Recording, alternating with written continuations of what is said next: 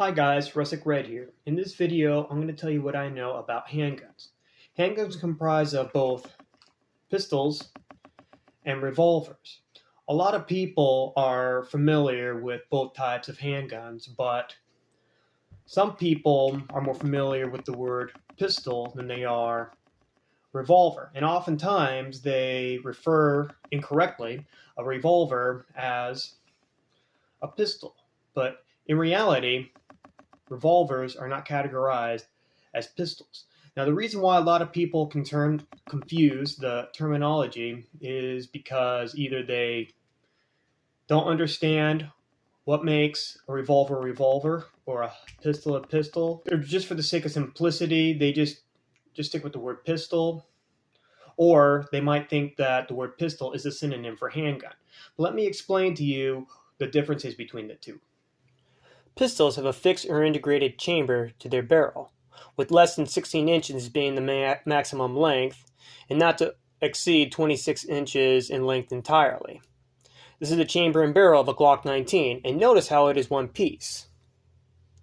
The cartridge rests in the chamber where the bullet is sent out the barrel. Oops. Now, the revolver or the wheel gun has multiple chambers, usually 5 or 6, and they must be in line with the barrel to send out its projectile. Now, the cylinder contains the gun's chambers, and notice how it revolves, hence the name revolver. This is even more obvious with the double action, where the cylinder swings out from the side of the frame. So even though a revolver is often called a pistol, it is not. The grooves you see spiraling down the barrel are there to assist the bullet's accuracy as it spins down the barrel and is sent flying out. This is an important key feature, or rather hidden key feature, for handguns. Rifles also have rifling.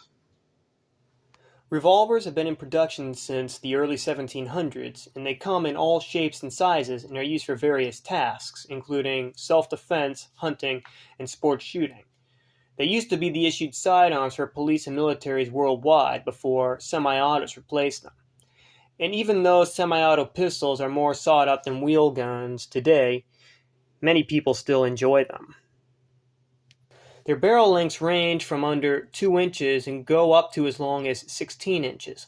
Lots of people gravitate towards the 2, 3, 4, or 6-inch barrels. A few revolvers are no bigger than your hand, while others are large enough to shoot rifle calibers such as the .30-30 Winchester. As mentioned earlier, the standard shot capacity is 5 or 6. But wheel guns containing 7 to 12 shots are also available. Here's a cylinder that holds 10 shots. There are 2 types of revolvers: single action and double action. The single action resembles a cowboy sidearm and must have its external hammer cocked back completely in order to shoot.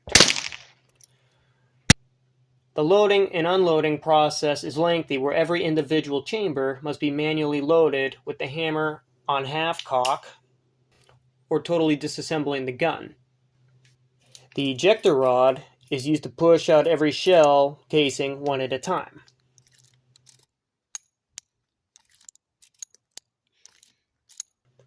The double action does not need its hammer cocked back in order to fire. Pull the trigger and the gun will go off. If there is no external hammer, the gun is double action only. If there is an external hammer, the option for single action is available.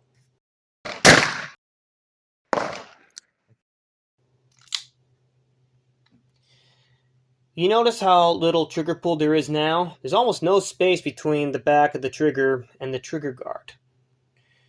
Now, if you think the trigger can't be pulled back any farther, think again. Single action has far less trigger pull than a double action, making the gun easier to fire.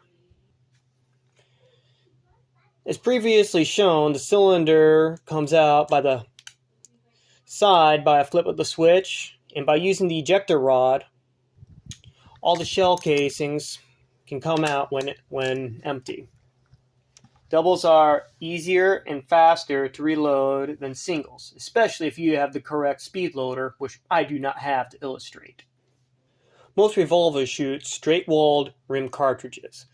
The rim at the base holds the cartridge in place so that it doesn't slide further into the chamber, preventing the firing pin from striking the hammer. Some of the most common revolver calibers are .38 Special,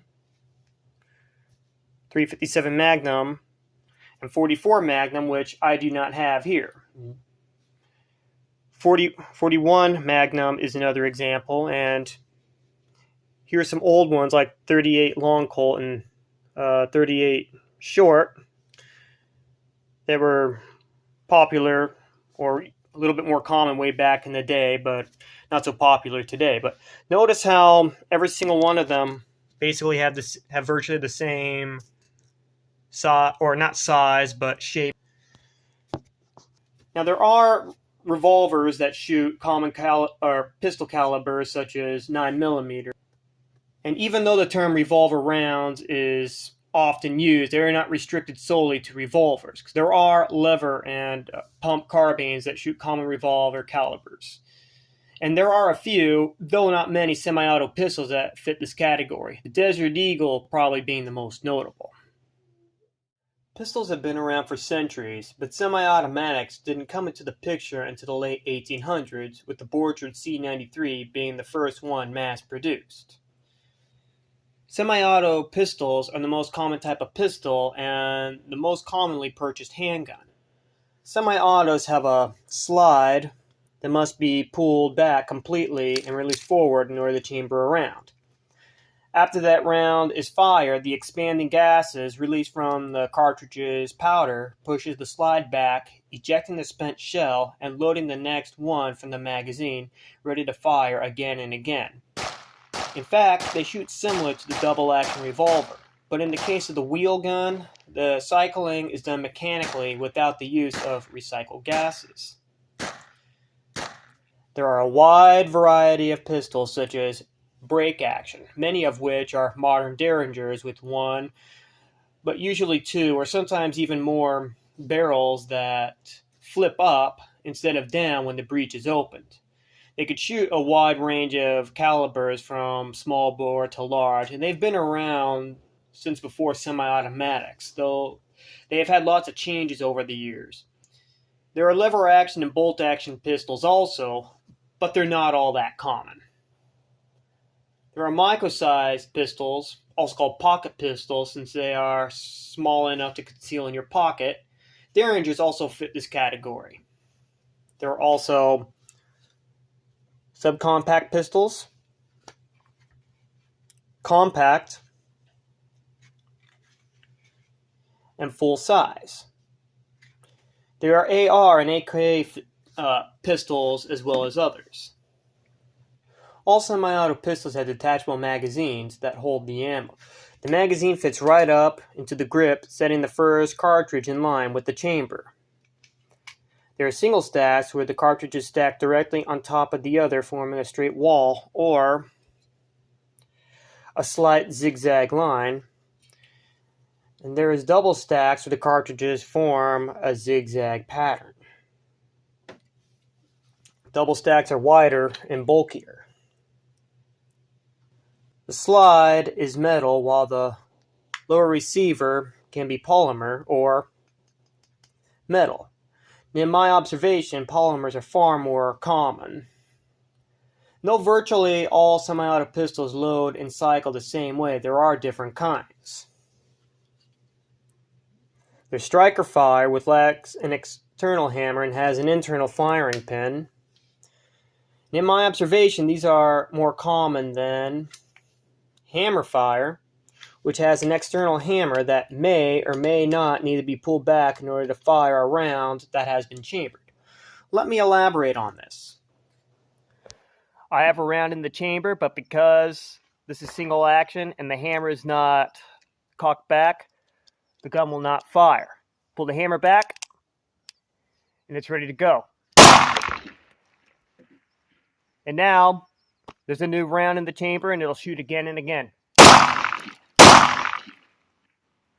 with double action semi-automatics, there's a longer trigger pull than single action, very much so like that with the double action revolver. Pull back on the slide, got a round chambered, and notice how much less trigger pull there would be. But let me decock this. Okay, gun's reset, and there's now a seal around in the chamber, and the trigger's back in double action. But considering that this is also a double action semi-auto, hammer does not have to be pulled back all the way in order to fire a round. Now with that shot, the trigger is automatically set to single action, which makes follow-up shots a lot faster. And there are also double action semi-autos exclusively. The shot capacity for semi-autos can range from 6 to more than 20. The capacity depends on the size of the gun and state laws. Cartridges primarily made for semi-autos are rimless, straight-walled, slightly tapered, and are sometimes bottleneck. Like with the revolver, pistol rounds are not exclusive to pistols. Some carbines and ARs shoot pistol rounds that are fairly popular. And recently, a 9mm lever action has been introduced to the market. Some of the most common types of pistol rounds are 9mm, 380 ACP, as well as 40 Smith & Wesson 10mm and 45 ACP, which I do not have to demonstrate. Well, that just about wraps things up. I hope you enjoyed the video and found it informative. Stay safe and take care of yourselves.